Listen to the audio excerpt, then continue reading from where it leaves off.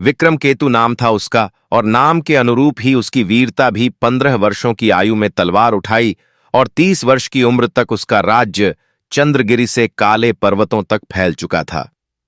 शत्रु राजा उसके नाम से कांपते, परंतु जब वह अपने भव्य सिंहासन पर बैठता उसके मन में एक गहरी शून्यता पसर जाती। राजमहल की दीवारें सोने से जड़ी थीं, परंतु भीतर सन्नाटा था। महल में दासियां थीं, मंत्रीगण थे, कलाकार थे, लेकिन एक ऐसा चेहरा नहीं था जिससे वह रात को अपनी थकान बांट सके। एक रानी की तलाश थी, परंतु कोई भी स्त्री उसे संपूर्ण न लगी। किसी में सुंदरता थी पर न बुद्धि, किसी में संस्कार थे पर आत्मबल नहीं। राजगुरु वाचस्पति ने एक दिन दरबार में कहा, राजन, किसी भी राजा की पूर्णता तभी होती है जब उसके पास एक रानी हो जो केवल सुंदर नहीं बल्कि शक्ति और रहस्य से भरपूर हो। राजा मुस्कुरा दिया, यदि ऐसी कोई स्त्री मिले तो मैं कल ही विवाह कर लूं। उसी रात कुछ ऐसा हुआ जो इतिहास में दर्ज होने वाला था। चंद्रपुर के जंगलों में रातें कुछ विशेष होती थीं। वहां की झीलें चांदनी में चांदी की तरह चमकतीं और वृक्षों की छाया जैसे किसी छुपे हुए रहस्य की कथा कहती। उसी रात राजा विक्रमकेतु अकेले शिकार पर निकला। उसके साथ सिर्फ उसका घोड़ा और तलवार थी। शिकार तो बहाना था, दरअसल वह शांति चाहता था। घना जंगल पार करते करते वह एक पुरानी झील तक पहुंचा जिसका नाम उसने पहले कभी नहीं सुना था। सर्पहृद झील। जैसे ही उसने झील के किनारे बैठने को झुका, उसे एक मंद सुर संगीत सुनाई दी। पानी के किनारे कोई स्त्री बैठी थी, एकदम निश्चल, बाल खुले, वस्त्र चांदी से भी चमकते हुए, और सबसे विचित्र थी, उसकी आंखें हरे रंग की जैसे नागमणि हो। राजा सशंकित हुआ, पर स्त्री की आवाज ने उसकी चेतना को जकड़ लिया। राजा विक्रमकेतु, तुम मेरी ही प्रतीक्षा कर रहे थे। विक्रम चौंका। तुम मुझे जानती हो? स्त्री मुस्कुराई। तुम्हारे हृदय की खाली जगह मुझे बुला लाई है। मैं वही हूं जिसकी तलाश में तुम वर्षों से भटके हो। राजा को लगा वह कोई स्वप्न देख रहा है, लेकिन अगले ही पल झील में कमल खिले और वह स्त्री सीधे खड़ी हो गई। उसकी चाल में लहर थी, उसकी दृष्टि में नशा। तुम्हारा नाम? राजा ने पूछा। सर्पलता, उसने उत्तर दिया। राजा ने वहीं प्रणय निवेदन कर दिया। ऐसी स्त्री को भला कौन ठुकरा सकता था? सर्पलता ने केवल एक शर्त रखी, राजन, मैं तुम्हारी रानी बनूंगी, परंतु महल के दक्षिणी कक्ष में तुम कभी नहीं आओगे। कभी नहीं। राजा ने शर्त मान ली। प्यार की पहली बारिश में वह सब धुल गया जिसे जानना आवश्यक था। राजा विक्रमकेतु के महल में जैसे चमत्कार हो गया हो। जिस दिन सर्पलता रानी बनकर महल में प्रवेश कर रही थी, आसमान में इंद्रधनुष बिना वर्षा के निकल आया। राजमहल की दीवारें जैसे और अधिक चमक उठीं और फूल अपने आप बिखरते चले गए। जनता ने अपने जीवन में पहली बार ऐसा सौंदर्य देखा था। रानी सर्पलता ने अपने प्रवेश से पहले ही घोषणा की थी, विवाह रात की बेला में चुपचाप मंदिर में होगा। केवल देवताओं और राजा की उपस्थिति में। राजगुरु वाचस्पति ने यह सुनकर भौहें चढ़ाईं। कोई स्त्री जो स्वयं को रानी कहलवाना चाहती है, वह जनता से क्यों छिप रही है? पर राजा सम्मोहित था। वह देवी समान है। गुरुदेव, उसकी बातों में कोई छल नहीं। गुरु ने कुछ न कहा, पर उसकी आंखों में संदेह की लपटें थीं। विवाह रात्रि को जब महल के पीछे वाले मंदिर में दीप जलाए गए, रानी ने लाल नागिन जैसी रेशमी साड़ी पहनकर विवाह किया। उसके गहने भी अनोखे थे, सांप के फनों जैसी आकृतियों वाले, और उसके मस्तक पर चमकती नागमणि जैसी बिंदी। राजा ने जैसे ही उसका हाथ थामा, उसे एक क्षण को लगा जैसे वह किसी अग्निसर्प से स्पर्श कर रहा हो। गर्म, चंचल और रहस्यमयी रानी ने पुनः शपथ ली, राजन, विवाह के बाद भी मेरी एक बात याद रखना। महल का दक्षिणी कक्ष मेरा है। वहां किसी भी दिन, किसी भी परिस्थिति में प्रवेश नहीं करना, वरना क्या? राजा ने हल्के से पूछा। रानी ने मुस्कुराकर कहा, वरना जो प्रेम है वह राख बन सकता है। राजा ने कसम खा ली। रानी का आगमन और अगले ही दिन से महल में चमत्कारी बदलाव शुरू हो गए। सूखे तालाब भरने लगे, राज्य में वर्षा सही समय पर होने लगी, व्यापार चौगुना, फसलें दुगुनी। जनता कहने लगीं, यह रानी नहीं देवी है, परंतु रानी दिन में केवल एक बार जनता के सामने आती। बाकी समय वह या तो पूजा में होती या अपने दक्षिणी कक्ष में। वहां से रात में अक्सर हल्की फुफकारने जैसी आवाजें आतीं। राजा ने इन बातों को नजरअंदाज किया क्योंकि वह प्यार में डूबा था। मगर एक था जो रानी को देख रहा था, वो था सेवक नीलधर। उसकी आंखें तेज थीं और वह निष्ठावान था। उसने फैसला किया, कुछ तो रहस्य है इस रानी में और मैं इसे जानकर रहूंगा। सेवक नीलधर महल का एक साधारण लेकिन वफादार सेवक था।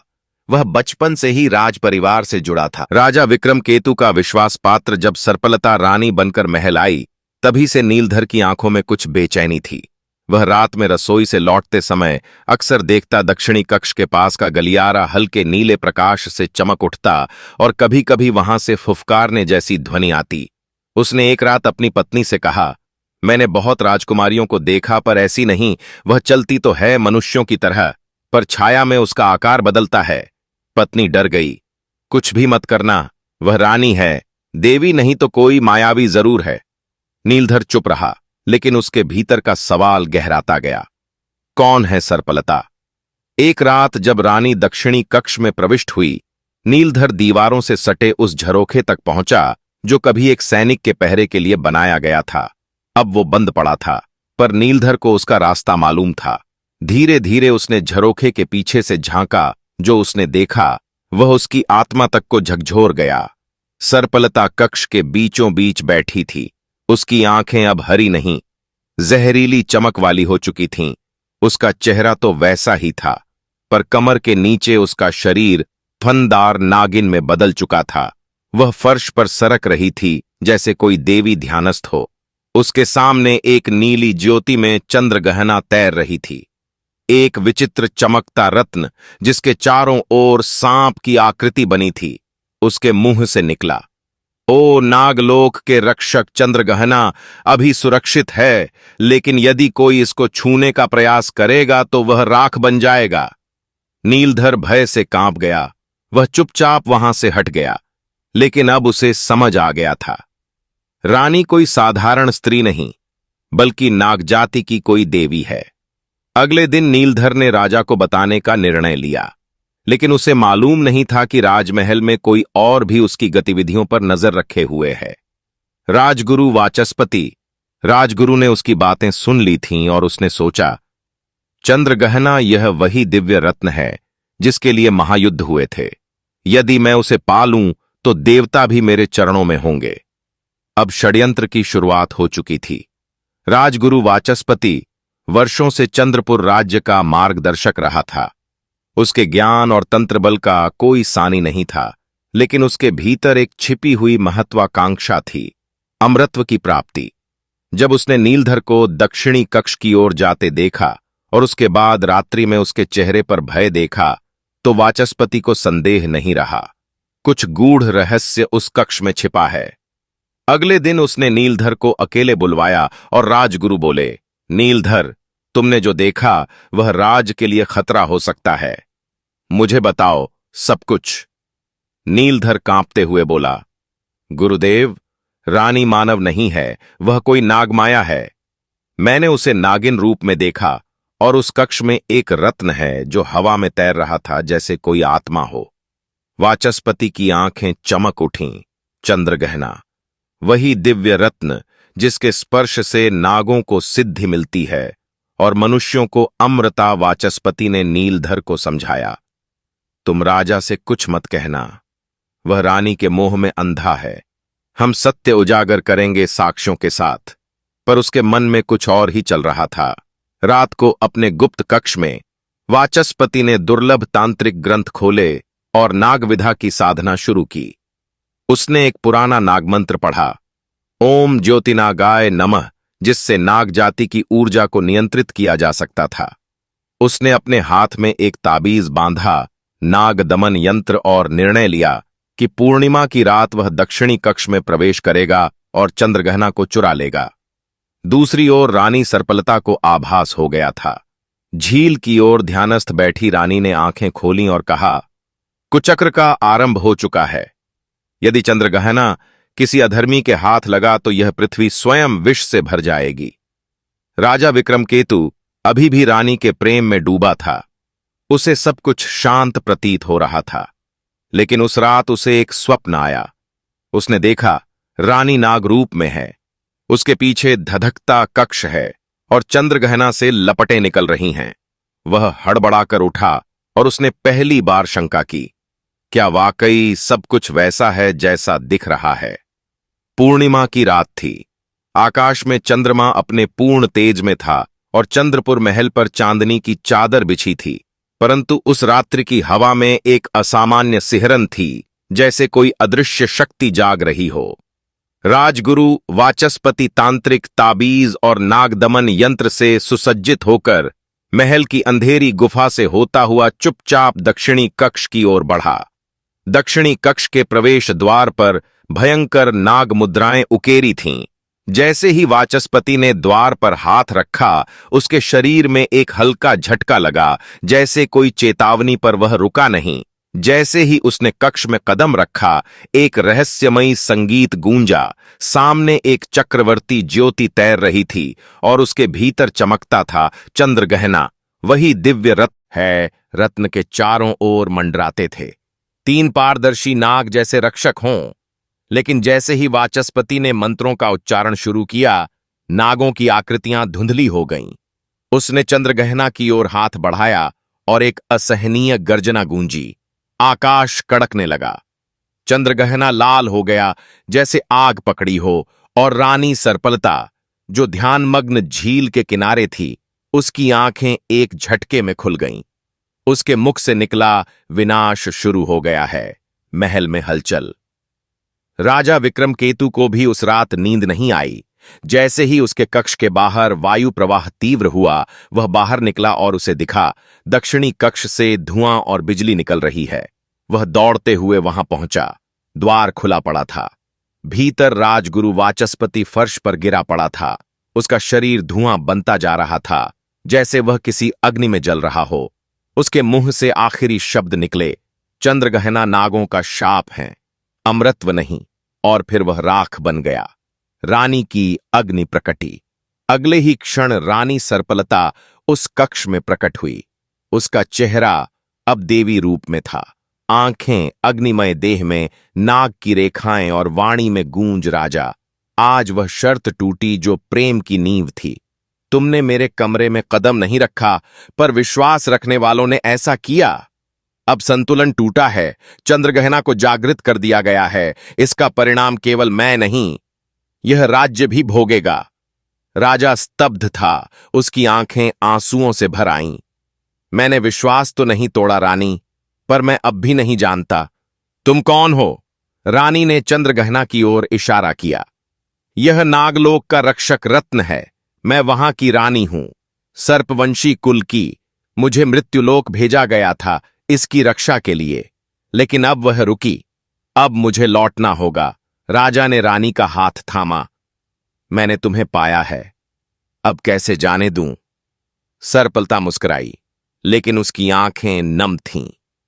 यदि प्रेम सच्चा है तो अगली पूर्णिमा को काली नदी के किनारे मिलना। तब तक मैं नागलोक लौटूंगी, और यदि तुम्हारा दिल पवित्र रहा तो मैं लौट आऊंगी। एक बार फिर मनुष्य रूप में रात चुप हो गई।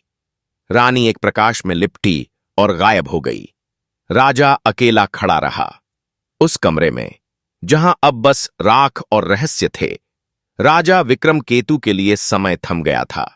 जिस रानी को वह देवी मानता था, जो उसके जीवन में प्रकाश की तरह आई थी, वह अब चली गई थी और छोड़ गई थी अपने पीछे चंद्रगहना की राख, एक शापित कक्ष और सबसे गहरी बात, एक प्रतीक्षा। राजमहल के सभी भोग विलास छोड़कर राजा जंगल के किनारे एक कुटिया में रहने लगा। उसने भोजन छोड़ दिया, मखमल छोड़ दिया, सिर्फ ध्यान और साधना में लग गया। उसके मंत्र थे सर्पलते नमः, और उसका उद्देश्य सिर्फ एक, पूर्णिमा की अगली रात काली नदी के तट पर प्रेम का पुनर्जन्म हो। राज्य के लोग चकित थे। राजा महलों में नहीं, साधु बन गया है। काली नदी का तट पूरा 1 महीना बीत गया। पूर्णिमा फिर आई। काली नदी का तट शांत था, लेकिन हवा में एक हलचल थी, जैसे कोई पुराना संकल्प अब फलीभूत होने को हो। राजा ने उस दिन अपने शरीर पर केवल साधारण वस्त्र पहने, हाथों में कोई तलवार नहीं, सिर पर कोई मुकुट नहीं, केवल प्रेम और पश्चाताप। वह तट पर बैठ गया और आंखें बंद कर लीं। स्वप्न या यथार्थ चंद्रमा जब आकाश के मध्य पहुंचा, नदी की धाराएं नीली चमकने लगीं, पानी से धुआं उठने लगा और फिर एक स्त्री आकार लेने लगी। पहले उसका चेहरा, फिर केश, फिर देह और अंत में सर्पलता पर। अब वह वैसी नहीं थी जैसी पहले थी। अब वह पूर्ण मानव रूप में थी। उसका चेहरा शांत, आंखें गंभीर और गहरा प्रेम लिए हुए। वह धीरे धीरे राजा के सामने आई और बोली, तुमने मेरा रूप देखा, मेरा रहस्य जाना, मेरा सत्य सहा, और फिर भी प्रेम किया। यही थी अग्नि परीक्षा, यही था मेरा अंतिम प्रश्न, और अब मैं उत्तर पाकर लौटी हूं। राजा की आंखों से आंसू बह निकले। दोनों ने हाथ थामा। कोई शाही बाजा नहीं, कोई पुष्प वर्षा नहीं, केवल नदी, चांदनी और दो दिलों की मौन स्वीकृति। सर्पलता ने कहा, मेरा रहस्य जाना, मेरा सत्य सहा, और फिर भी प्रेम किया। यही थी अग्नि परीक्षा, यही था मेरा अंतिम प्रश्न, और अब मैं उत्तर पाकर लौटी हूं। राजा की आंखों से आंसू बह निकले। दोनों ने हाथ थामा। कोई शाही बाजा नहीं, कोई पुष्प वर्षा नहीं, केवल नदी, चांदनी और दो दिलों की मौन स्वीकृति।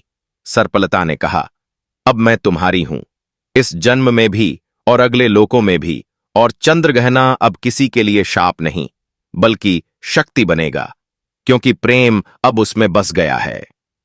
कुछ दिनों बाद राजा और रानी नागलोक गए। वहां नागराज ने स्वयं उन्हें आशीर्वाद दिया। राजा विक्रमकेतु को नाग दाम्पत्य सम्मान मिला और उसे मृत्युलोक का नाग सेनापति घोषित किया गया। अब वह दोनों लोकों का न्याय करता। मानव और नाग, राजा और रानी के प्रेम की कथा अमर हो गई। लेकिन कहानी यहीं खत्म नहीं होती। समय बीतता गया। राजा विक्रमकेतु और रानी सर्पलता की कथा अब केवल कथा नहीं रही, लोक गाथा बन चुकी थी। मानव और नागलोक का मेल पहली बार इतने शांतिपूर्वक हुआ था। राजा न्याय करता, रानी सलाह देती, और चंद्रपुर राज्य स्वर्ण युग में प्रवेश कर गया। परंतु वर्षों के बाद जब राजा ने 60वें वर्ष में प्रवेश किया, तब एक संध्या को उसने अकेले बैठते हुए एक प्रश्न पूछा, क्या मैं अब भी वही हूं? क्या मेरा जीवन संपूर्ण हुआ? उसकी आंखें महल के उस दक्षिणी कक्ष की ओर गईं जहां चंद्रगहना को अंतिम बार देखा था। रानी सर्पलता अब अधिकतर नागलोक में रहती थी। वहां के कार्यों में व्यस्त राजा धीरे धीरे अकेला महसूस करने लगा। नील छाया।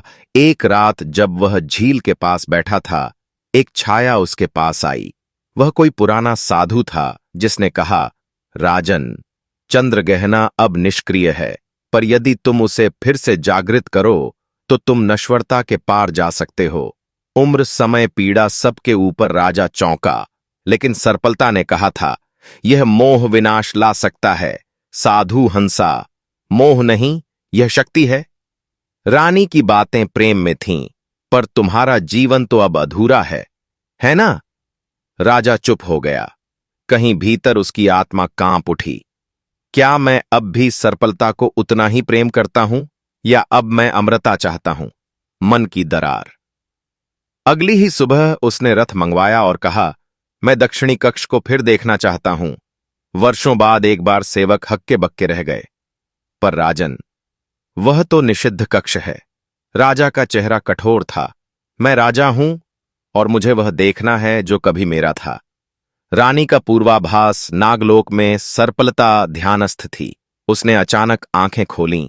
उसके कानों में जैसे किसी पुरानी फुफकार की आवाज आई, चंद्रगहना जागने वाला है। उसका चेहरा गंभीर हो गया। विक्रमकेतु, तुम क्यों लौट रहे हो उसी मार्ग पर जहां प्रेम राख बनता है? रात्रि के तीसरे पहर चंद्रपुर महल की हवाएं स्थिर थीं। सारे द्वार बंद थे, पर एक दक्षिणी कक्ष का द्वार, जिसे दशकों से खोला नहीं गया था, आज धीरे से चरमराता हुआ खुला। राजा विक्रमकेतु अकेला था। उसके हाथ में दीपक था, मन में अतीत और हृदय में एक गुप्त इच्छा। फिर एक बार चंद्रगहना को देख लेने की कक्ष अब धूल से भरा था। कोनों में नाग मुद्राएं फीकी पड़ चुकी थीं, लेकिन कमरे के केंद्र में अब भी थी एक नीली झील सी ज्योति, जिसके भीतर चंद्रगहना मंथर गति से घूम रहा था। राजा ने गहरी सांस ली। तुम अब भी वैसे ही हो जैसे उस दिन थे, वह बुदबुदाया। उसका मन कहता, केवल देखो, स्पर्श मत करो, पर उसका हाथ धीरे धीरे आगे बढ़ता गया और फिर उसने चंद्रगहना को छू लिया। अचानक कमरा कांप उठा, ज्योति लाल हो गई, दीपक बुझ गया। चंद्रगहना एक पल के लिए राजा के हाथ में सिहर गया और फिर एक चुभती चीख निकली। राजा का शरीर धीरे धीरे जमने लगा, हाथ, कंधा, छाती पत्थर में बदलने लगे। उसकी आंखों में भय नहीं था, पर आश्चर्य था। मैंने तो केवल देखना चाहा था। बिजली चमकी, झील के जल से सर्पलता प्रकट हुई। अब वह पूरी तरह नागिन रूप में थी, फनदार, तेज, आगसी। उसने राजा को देखा। पत्थर बनता हुआ वह धीमे कदमों से उसके पास आई और बोली, विक्रमकेतु, यह वही क्षण है जिससे मैंने तुम्हें वर्षों पहले रोका था। प्रेम की जड़ विश्वास है, लेकिन उसकी मौत लालसा है। राजा की आंखें स्थिर थीं, पर 2 बूंद आंसू उसमें अटके हुए थे। रानी ने चंद्रगहना को उसके हाथ से उठाया। उसने धीमे स्वर में कहा, अब यह रत्न फिर किसी मानव के स्पर्श में नहीं आएगा, क्योंकि यह केवल प्रेम के लिए बना था, शक्ति के लिए नहीं। फिर वह झुकी और पत्थर बनते राजा के ललाट को चूमा। उसके अधरों से निकला, अंतिम मंत्र जिसे तुम प्रेम कहते थे, उसे तुमने अमरता से बदल दिया। अब अमरता तुम्हें पत्थर बनाकर दे दी गई है। राजमहल के दक्षिणी कक्ष में अब एक पत्थर की मूर्ति है, जिसमें राजा विक्रमकेतु दीप्त नेत्रों के साथ खड़ा है, जैसे वह प्रेम को अंतिम बार देख रहा हो। और उस मूर्ति के पास रखा है नागमणि की राख, जो कभी चंद्रगहना था। राजमहल के दक्षिणी कक्ष को अब कोई भय की दृष्टि से नहीं देखता था। अब वह एक पावन स्थान बन चुका था। रानी सर्पलता, जो अब नागलोक की एक तपस्विनी बन चुकी थी, हर पूर्णिमा को मृत्युलोक आती और उस कक्ष में दीपक जलाती जहां विक्रमकेतु की पत्थर की मूर्ति खड़ी थी। हृदय में प्रेम और नेत्रों में पश्चाताप लिए प्रेम मंदिर का निर्माण। कुछ ही महीनों में रानी ने चंद्रपुर की जनता को एक निर्णय सुनाया।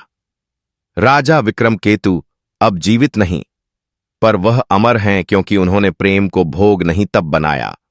अब इस स्थान पर बनेगा प्रेमशिला मंदिर, जहां कोई भी स्त्री या पुरुष यदि सच्चे प्रेम की खोज में हो तो यहां आकर ध्यान करे और जाने कि प्रेम विश्वास से उपजता है, अधिकार से नहीं। राज्य भर से लोग आने लगे। नवयुवक युगल, बुजुर्ग स्त्रियां, साधु, पंडित, सब पत्थर की वह मूर्ति अब श्रद्धा का केंद्र बन गई थी। लोग उसके चरणों में फूल चढ़ाते और रानी द्वारा रचित एक श्लोक गुनगुनाते, जिनके हाथों में प्रेम था, पर मन में मोह जागा। उन्हें समय ने पत्थर बनाया, पर इतिहास ने देव जो रत्न था नागलोक का, वह आज हृदयों का दीप है। क्योंकि प्रेम हारता नहीं, वह रूप बदलता है। सर्पलता का मौन तप।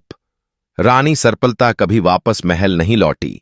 उसने नदी किनारे एक एकांत साधना कक्ष बनाया, जहां वह एक नागिन नहीं, नारी नहीं, रानी नहीं, केवल प्रेम की साक्षी बनकर रहने लगी। लोग कहते हैं कि आज भी हर पूर्णिमा की रात जब चंद्रमा का प्रतिबिंब काली नदी पर पड़ता है तो वहां 2 छवियां उभरती हैं, एक राजा जो प्रेम में पत्थर बन गया और एक रानी जो प्रेम में अमृत बन गई। प्रेम वह नहीं जो पा लेने से संपूर्ण हो, प्रेम वह है जो छूट जाने के बाद भी तुम्हारे भीतर दीपक बनकर जलता रहे।